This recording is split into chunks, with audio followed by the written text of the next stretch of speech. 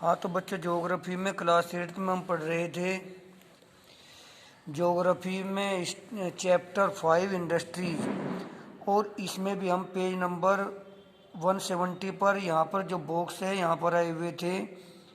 यहाँ पे जिस लाइन पर आफ्टर 950 यानी 1950 the iron and steel industry grew and the raw material was not sufficient, hence it had to be imported. This forced the iron and steel industries to be located near ports. The iron and steel industry in India is so big because of many factors like। कहने का मकसद यह है कि 1950 के बाद में जो आयरन और स्टील इंडस्ट्री ज़्यादा मात्रा में भारत के अंदर स्थापित की गई, तो यहाँ पर जो है उतनी मात्रा में रॉ मेटेरियल मौजूद नहीं था। तो इस कारण से जो है इस रॉ मेटेरियल को बाहर से मंगाना पड़ा। इसके कारण जो आयरन और स्टील इंडस्ट्री थी वो ज़्यादातर इंडस्ट्री हमें जो है सी पोर्ट के अंतर्गत, जहाँ पर जो हमारे समुद्रों में बंदरगाह बने हुए हैं वहाँ पर ये स्थापित करनी पड़ी, क्योंकि ये इतनी बड़ी इंडस्ट्री है, उसके कई फैक्ट्री हैं, उनके लिए कच्चा माल वगैरह लाने के लिए फिर हमें कोई प्रॉब्लम नहीं होती। अब इनके कई फैक्टर कौन कौन से हैं, इनमें पहला फैक्टर पढ़ते हैं हम।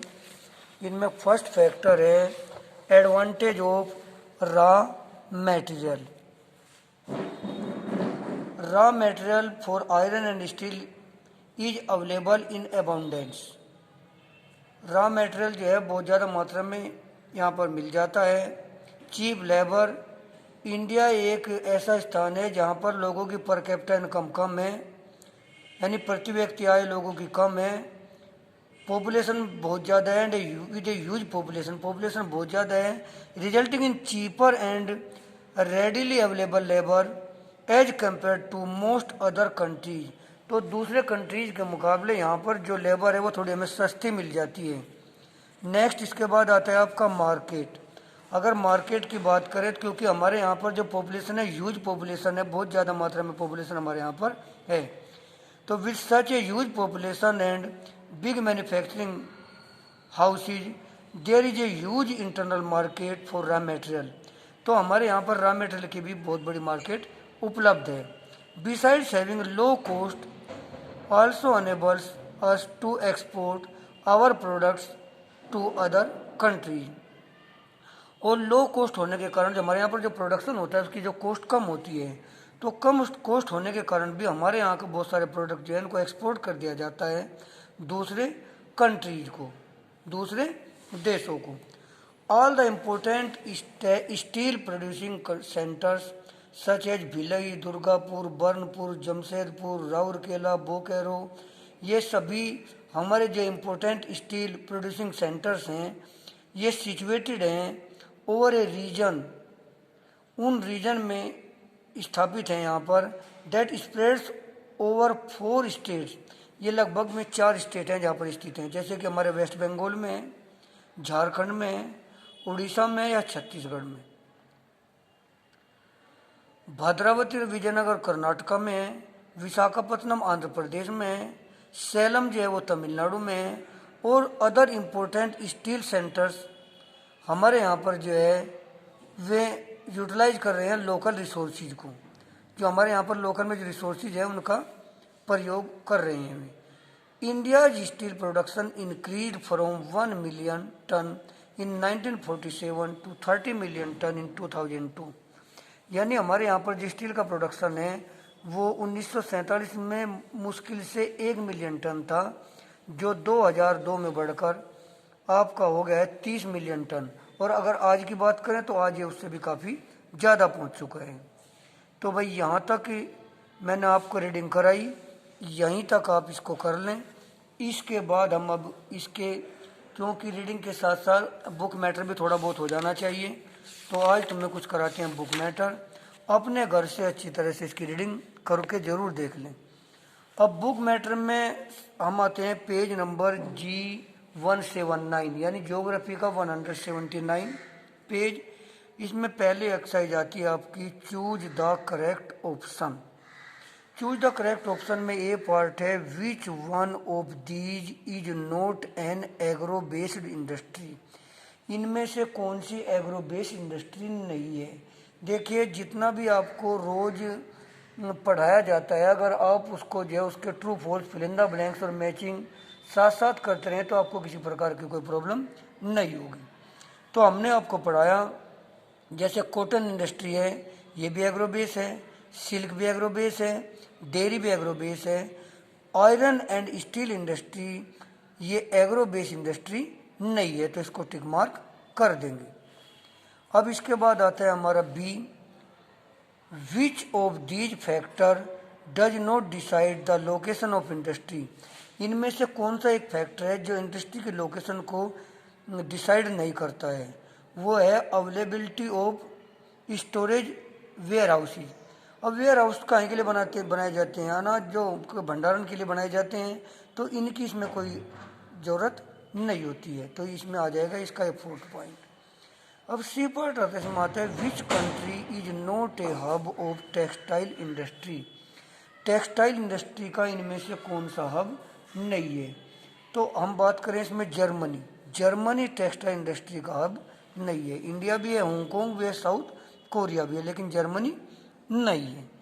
नेक्स्ट इसके बाद आता है, which city of India, India का कौन सा ऐसा शहर है is known as the Manchester of the east, जो ईस्ट के मैनचेस्टर के नाम से जाना जाता है। तो जो ईस्ट के मैनचेस्टर के नाम से जाना जाता है, इंडिया का वो शहर है आपका अहमदाबाद। कौन सा शहर है भाई, अहमदाबाद। इसके बाद हम पहुंचते हैं 5 नंबर पर, in which year was the Tata iron and steel company established. तो Tata iron and steel company establish हुई थी 1907 में। कब एस्टेब्लिश हुई थी, 1907 में, 1907। इसके बाद आता है आपका एक point, the first modern textile industry in India began at. जो सबसे पहली मॉडर्न टेक्सटाइल इंडस्ट्री भारत में स्थापित हुई थी वो हुई थी कोलकाता में। कहाँ पर स्थापित हुई थी भाई, कोलकाता में। इसके बाद है Hindustan aeronautics limited. Hindustan aeronautics limited जो है ये आपकी पब्लिक सेक्टर इंडस्ट्री है। पब्लिक सेक्टर इंडस्ट्री वो इंडस्ट्री होती है जिसको गवर्नमेंट जो है स्थापित करती है ताकि लोगों को चीज़ सस्ते में मिल सके। इसके बाद नेक्स्ट आपका आता है, the crystallisation of sugar cane juice for making sugar is a part of. जब हम शुगर कैन को क्रिस्टलाइज करके जो है उससे शुगर बनाते हैं तो ये प्रक्रिया इनपुट की नहीं होती है। इनपुट तो वहाँ पर गन्ना होता है, आउटपुट की नहीं होती है, आउटपुट शुगर बनेगी। तो ये होती है प्रक्रिया, ये एक प्रोसेस होती है, तो इसको बोलते हैं प्रोसेस। नेक्स्ट इसके बाद हम पहुँचते हैं आई पर, Visakhapatnam Guntur belt is an example of. जो विशाखापत्तनम गंटूर बेल्ट है वो एग्जाम्पल है। विशाखापत्तनम गंटूर बेल्ट एग्जाम्पल मेरे हिसाब से, ये मैंने तुम्हें पढ़ाया भी था, ये है आपकी एक इंडस्ट्रियल बेल्ट है। बहुत सारी इंडस्ट्रियल बेल्ट पढ़ाई थी, उसी में इंडिया के अंदर एक आई थी विशाखापत्तनम गंटूर बेल्ट। इसके बाद नेक्स्ट आता है मारुति उद्योग लिमिटेड इज ए। तो मारुति उद्योग लिमिटेड जो है ये प्राइवेट सेक्टर इंडस्ट्री नहीं है, पब्लिक सेक्टर इंडस्ट्री नहीं है, तो इसको बोलते हैं जॉइंट सेक्टर इंडस्ट्री। ये जॉइंट सेक्टर इंडस्ट्री बाद में बनी क्योंकि बहुत सारे शेयर गवर्नमेंट ने मारुति के जो प्राइवेट सेक्टर में बेच दिए थे, इसलिए अब ये जॉइंट सेक्टर इंडस्ट्री के नाम से जाने लगी है।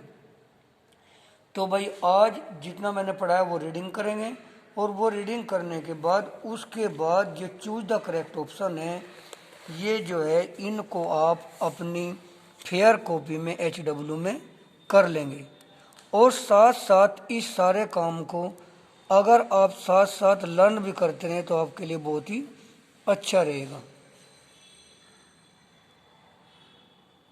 तो आज के लिए हम इतना ही रखेंगे, बाकी कराएंगे कल।